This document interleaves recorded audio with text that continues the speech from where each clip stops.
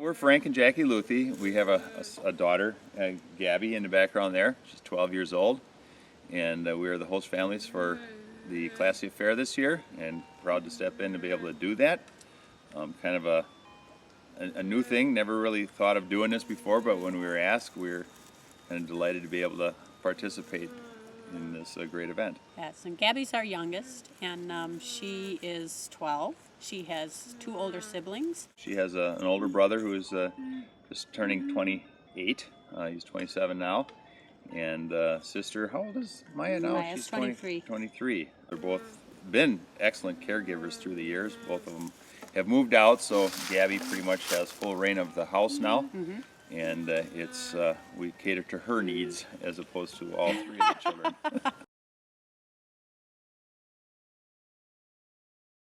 I was working full-time, he was working full-time, and I was in my 40s, and I was, told that I was having a baby, and of course that was more shocking because there's 12 years between the two, or almost 12 years between the two. And then we found out that she might be, disabled. And we went through the tests and found out that she was. We went through the shock that any other parent would go through for, with the notification. But we had a little bit of warning. So with how that all went, that she was healthy and didn't have any of the normal underlying issues that you have with a Down syndrome child. But yeah, we still went through what any other parent would go through with the uncertainties, the unknown, and that never really resolves itself. That that continues through, but. We found many other avenues now to help fill those informational gaps.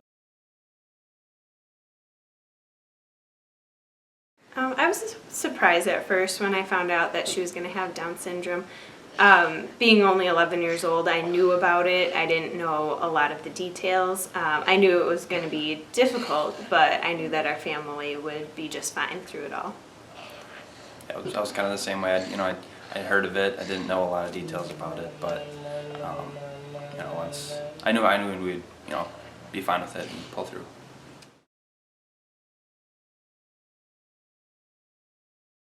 We heard about camp. It was actually through her elementary school teacher, her special ed teacher, because I was talking about having opportunities for Gabby during the summertime because the daycare at that point, now that she was getting into elementary school, they couldn't put her into the summer programs that elementary kids would have, and then she would just have to stay with the everyday daycare kind of toddler section that did not stimulate her at all. The teacher, who worked obviously during the summers as a youth, said, Camp Powell, they can handle it. Trust me, Mrs. Luthi, they can handle it. And so I thought, well, I'll look into it. We'll sign her up for a week or 2, see how it goes. I would love if Camp Powell was open for her every week, but obviously that's, not possible. But this gives her an opportunity to socialize during the summer like she would at school. She's starting to recognize some of her schoolmates are there, so that's kind of helpful. And then she also has the opportunity to meet other kids from different areas. So, and the thing is, I know they take them all the way till they're, 80 years old. So to me, that is nice because you know that you need that. You need a place for them to socialize. You need a place for them to and get out. And be accepted. I mean, that's a huge and not to worry. Sending your children anywhere is that they're accepted for who they are, and that's been a huge plus for her. Yeah.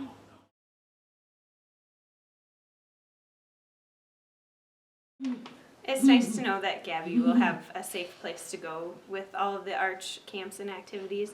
It's also nice to know that she'll be exposed and able to spend time with other special needs people, and also people that care for those that have special needs and that know how to work with them.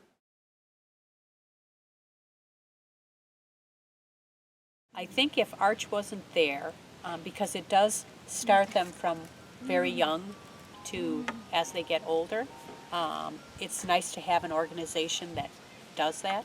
I think if they weren't there, it'd be kind of probably like some of the other organizations where you transition them from one thing to the next, to the next. And I think as they're growing, like Frank and I are finding out, is there's a different step to this.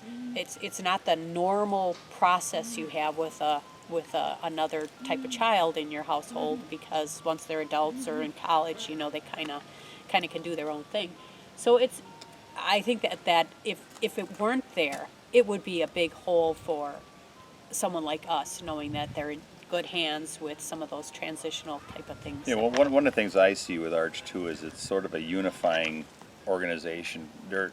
Many children have different needs. I mean, Gabby specifically is Down syndrome, and there are associations that focus on that, and excellent organizations. But Arch is pulling all these together, and that's that's an excellent form of being able to get information from one group set to another group set, so that there's a great diversity of information available. Good point. Yeah, that is true. Very true. Mm-hmm. And there may be some groups that are underrepresented at this time, and Arch has them all under the entire umbrella. So that's one of the things that we saw as a plus.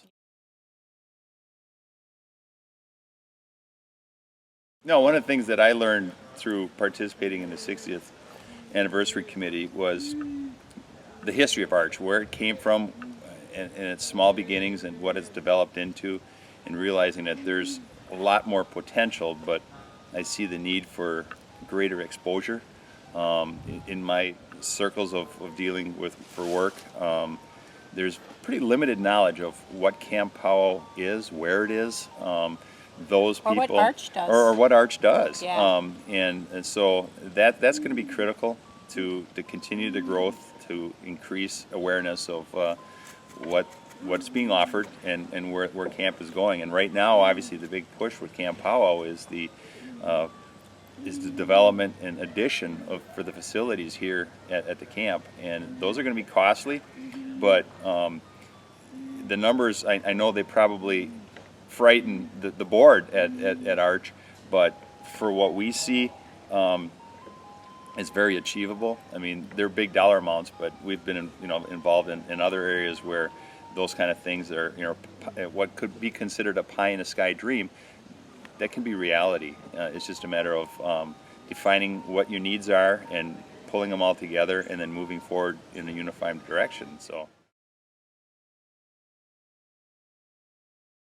well, as far as what we encourage the people attending Class of Fair, I think it's always easy to write a check.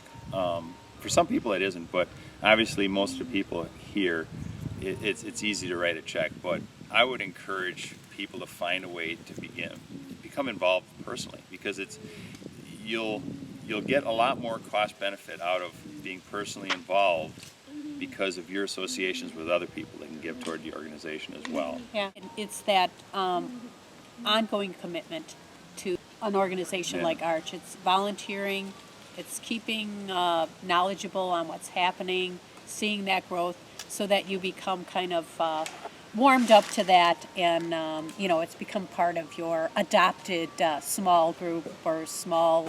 And I would say don't do it alone. Working in groups. One of the reasons they're sitting here is because somebody invited them and felt that they were somebody that cares. And I think anyone that's been invited in here obviously does care. Otherwise, they wouldn't be here. And now, step to the plate and figure where can you participate. Then one of the things that you can do going forward is not treat this Class of Fair as a one-night ordeal. Make it part of your life. This is what we do. We go to the Class of Fair every year, but then through the rest of the balance of the year, we're planning for it. We're putting aside funds for their fundraisers. We're trying to schedule, a group to do some task or become involved in another fashion. So have a good time tonight. Spend money you may have to borrow, but but in the long run, make it more than just tonight. Yeah. This is for us. It's an unchosen lifestyle, but we're blessed by the lifestyle. But make it a household word. Make it part of your family's lifestyle. Trees of green watched them bloom for me and you, and I think to myself, what a wonderful world.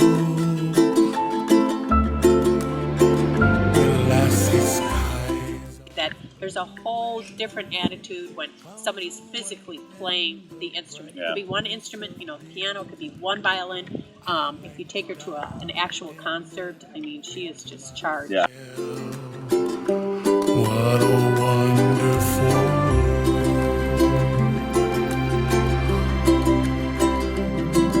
The colors of the rainbow, so pretty in the sky, are also on the faces of people passing by.